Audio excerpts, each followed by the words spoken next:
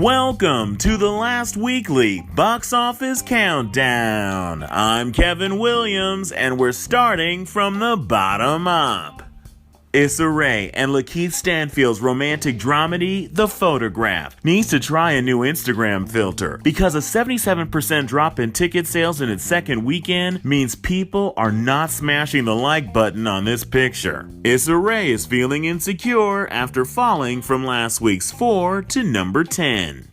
Dwayne Johnson, Jack Black, Karen Gillan, and Nick Jonas's comedy adventure, Jumanji: The Next Level, earned another $3.1 million in its 11th weekend, bringing its domestic total to over $310 million and its global take to $788 million. Jumanji continues to feel the jungle love as it levels down from last week's 8 to number 9. Director Bong Joon-ho's South Korean thriller, Parasite, made another $3.1 million in its 20th weekend in theaters, bringing its U.S. total to $48.9 million. Parasite rips its way out of number 7's chest and attaches itself to number 8. If Parasite's director doesn't put Sigourney Weaver in the sequel as Ripley, he's straitjacket crazy. Or he's completely sane and I still have no idea what the hell Parasite is about.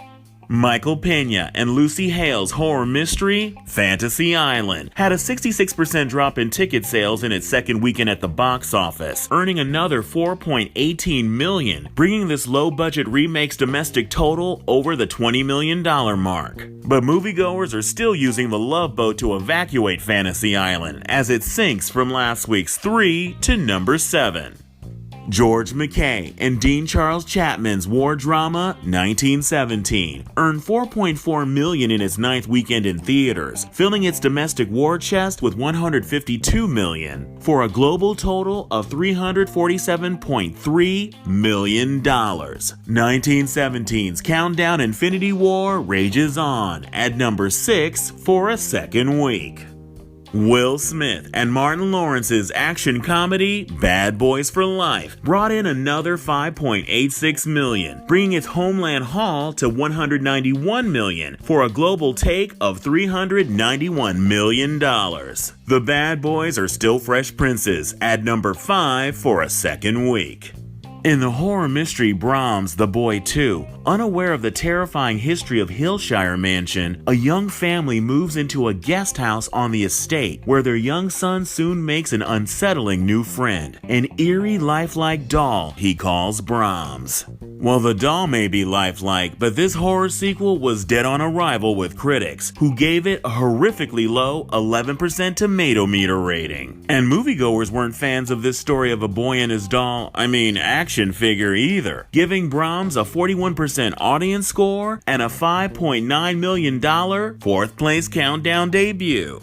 Margot Robbie's action-adventure, Birds of Prey, and the fantabulous emancipation of one Harley Quinn. Oh my god, with that long-ass name, is anyone surprised this movie has fallen so far below the studio's expectations? They publicly announced they changed the name, only to change it back hours later. Fantabulous emancipation. Seriously, what the hell were these incredibly well-paid people thinking? We now return to our regularly scheduled countdown. Birds only made $7 million in its third weekend, losing 59% of its ticket sales and 700 theaters. Birds of Prey is turning into a real clusterfuck as it falls from last week's 2 to number 3. In the action-adventure Call of the Wild, a big-hearted dog named Buck has his blissful domestic life turned upside down when he is suddenly uprooted from his California home and transported to the wilds of the Alaskan Yukon during the gold rush of the 1890s. As the newest rookie on a mail delivery dog sled team and later its leader, Buck experiences the adventure of a lifetime, ultimately finding his true place in the world and becoming his own master.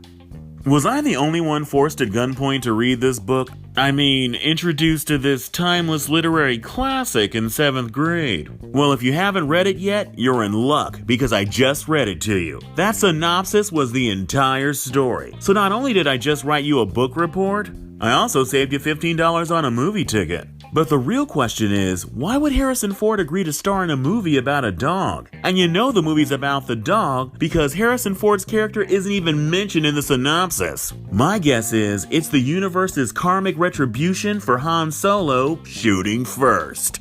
When it comes to Call of the Wild, more than a few critics let that call go straight to voicemail, giving it a less than stellar 62% tomato meter rating. But moviegoers answered the Wild's call on the first ring, giving it a 91% audience score and a $24.8 million second place countdown debut. And finally, Ben Schwartz, James Marsden, Tika Sumpter, and Jim Carrey's live-action comedy, Sonic the Hedgehog. Even with a 53% drop in ticket sales, it still managed to run rings around its box office competition, making $26.3 million this weekend, bringing its domestic take to $107 million, for a global total of $203 million. Sonic spends a second week flying CG high at number 1. If you've seen any of the movies in this week's top 10, search for Last Weekly on the Anchor app to call in your review using our patented Last Weekly movie rating system. If you thought the movie was good to great and people should hit the Cineplex ASAP to see it on the big screen, give it a movie theater. If the movie was just okay, but you wish you'd waited to catch it on a streaming service, then give it a Netflix. But if the movie was bad, wasting your money and time, both of which you're never getting back, then give that movie a kill. We want to hear from you. Movie theater, Netflix, or kill? What's your verdict? Even though kill is a Last Weekly box office ratings option, no movies were harmed in the making of this podcast. Now you can get social with me and the rest of the Last Weekly crew in an instant on Instagram and Twitter. Follow us at Last Weekly.